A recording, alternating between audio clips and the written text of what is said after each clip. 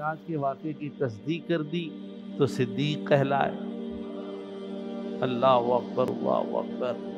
اور حضور پر جب سب کچھ قربان کیا تو عتیق کہلائے۔ اللہ اکبر اللہ اکبر۔ مسند نشین اور ہوتا ہے، سجادہ نشین اور ہوتا ہے، جاں نشین اور ہوتا ہے۔ مسند نشین، سجادہ نشین اور جا نشین، تین چیزیں ہیں، تین مختلف کیٹیگریز ہیں۔ مسند نشین وہ ہوتا ہے جو وعظ و نصیحت و تربیت کی جگہ ہے، جہاں مرشد بیٹھ کر وعظ و نصیحت کرتے ہیں، تربیت کرتے ہیں، تعلیم دیتے ہیں۔ اس جگہ پر جو آ کے بیٹھے گا ان کے بعد وہ مسند نشین، وہ خود مقرر کریں گے یا اہل محفل مقرر کریں گے، وہ مسند نشین کہلاتا ہے۔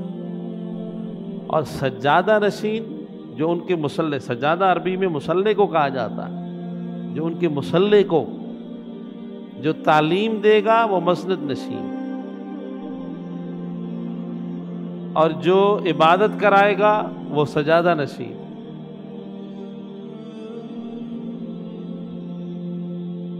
اور جو سب کچھ سکھائے گا وہ جانشین ہوتا ہے۔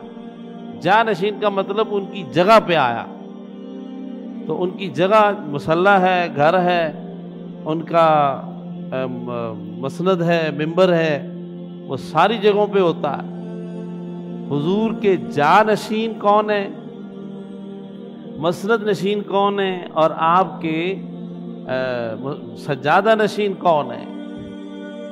اللہ اکبر۔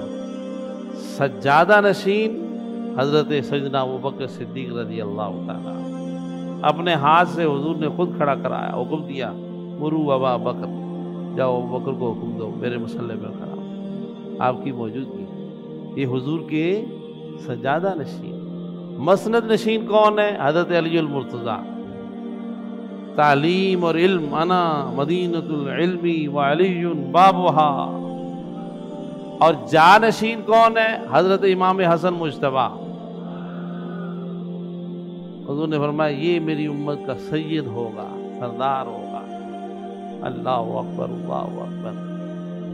ہم مراتب کا فرق اور تقابل کے لیے نہیں، بات کو سمجھیے، کوئی بھی محروم نہیں ہوا، کسی کا بھی حق کسی نے ضائع نہیں کیا، اور خصوصاً ابوبکر صدیق جو اپنی سگی بیٹی کو بھی حضور کی بیوی ہونے کی وجہ سے بیٹی نہ کہے، ماں کہے، جس کی نظر میں اپنی بیٹی بھی بیٹی نہ رہے حضور کی وجہ سے، وہ حضور کی بیٹی کا کتنا احترام کرتا ہوگا؟ وہ حضور کی بیٹی کا حق ضائع کرے گا، غصب کرے گا؟ استغفر اللہ، غلط فہمیوں میں نہیں چاہیے۔ جس نے اپنی بیٹی کا بھی رشتہ بھلا دیا، حضور کی نسبت کو دیکھا، اللہ اکبر اللہ اکبر۔ مجھے کہنے دیجئے، حضور کی بیوی پہلے نہیں تھی، بعد میں بنی نا۔ ایک عرصہ وہ حضور کی بیوی نہیں تھی۔ کوئی بھی زوجہ ہے وہ حضور کی زوجہ پہلے شروع سے تو نہیں ہے نا، ایک نکاح ہوا، اس میں وہ نکاح میں آئے گی، تب بیوی کہلائے گی۔ تو جو بعد میں آئی ہے گھر کے اندر، ابوبکر اس کا اتنا احترام کرتا ہے، اور جو بیٹی تو پہلے دن سے بیٹی ہوتی ہے، جو ہمیشہ سے حضور کے گھر میں ہے، وہ اس کا احترام کیسے نہیں کرے گا؟ غلط فہمیوں میں مبتلا نہیں ہونا چاہیے۔ اللہ اکبر اللہ اکبر۔ حضرت صدیق اکبر رضی اللہ تعالیٰ عنہ، تقویٰ، پرہیزگاری، سب چیزیں اپنی جگہ ہے، لیکن میں نہیں سمجھتا ہوں، حقیقت بھی یہی ہے کہ حضور کے عاشق تو سبھی ہیں، آپ بھی ہیں۔ اہل بیت کا فدائی، اگر صحابہ میں سب سے بڑا کسی کو دیکھنا ہے تو ابوبکر صدیق رضی اللہ تعالیٰ عنہ۔ یہاں تک کہ حضرت سیدہ جب بیمار ہوئی تو حضرت ابوبکر صدیق ان کے گھر گئے اور کہا کہ بتائیے کہ ہم نے مکہ شہر کس کے لیے چھوڑا تھا؟ میں نے اپنی جوان بیٹیاں، اپنی بوڑھے ماں باپ کس کے لیے چھوڑے تھے؟ آپ کے خاندان کے لیے، آپ کے اوپر قربان کیا ہے سب کچھ۔ تو سجیدہ کے آنسو بہہ گئے۔ انہوں نے کہا ابوبکر، اللہ آپ کو اور اونچا مقام دے۔ دعائیں لینے کے لیے۔ حضرت سیدہ فاطمہ بہت چھوٹی ہیں عمر میں، صدیق اکبر کے کندھوں پہ پلی ہیں، لیکن اتنے بڑے ہو کر بھی وہاں ہاتھ باندھ کے کھڑے تھے، یہ دیکھ رہے تھے کہ یہ چھوٹی نہیں ہے، یہ حضور کی بیٹی ہیں، جگر رسول ہے۔ کبھی بھی فاطمہ کہہ کر نہیں بلایا، جب مخاطب کرنا ہوتا یا فلذت المصطفیٰ، اے مصطفیٰ کے جگر کے ٹکڑے، یہ کہہ کر پکارتے۔ اللہ اکبر اللہ اکبر۔ تو یہ کہانیاں باتیں لوگوں کی اپنی جگہ ہے، لیکن کتنی عجیب بات ہے کہ کوئی صدیق کو بھی جھوٹا کہے۔ صدیق ایک طرف صدیق اور ایک طرف جھوٹ، دو چیزیں۔ کوئی سفید کو کالا کہے تو اس کو پاگل ہی کہیں گے نا۔ جو صدیق ہے وہ جھوٹا کیسے ہو سکتا ہے؟ اس میں جھوٹ کیسے آ سکتا ہے؟ جب اس میں جھوٹ نہیں آ سکتا، اس میں ظلم کیسے آ سکتا ہے؟ اور یہ صدیق تو وہ خود نہیں بنے،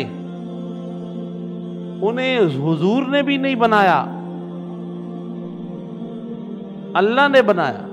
والذی جاء بالصدق وصدق به اولئک هم المتقون۔ اور حضور نے جب اعلان کیا تو یہ کہا، یہ دیکھو یہ صدیق آ رہا ہے، اللہ نے اسے یہ صدیق کہا۔ کافروں سے سنا قصہ معراج کا، کر دی تصدیق اس کی وہیں برملا، کر دی تصدیق اس کی وہیں برملا، لقب صدیق ان کو خدا نے دیا، ایسی شان صداقت کی کیا بات ہے، شان صدیق اکبر کی کیا بات ہے، شان صدیق اکبر کی کیا بات ہے۔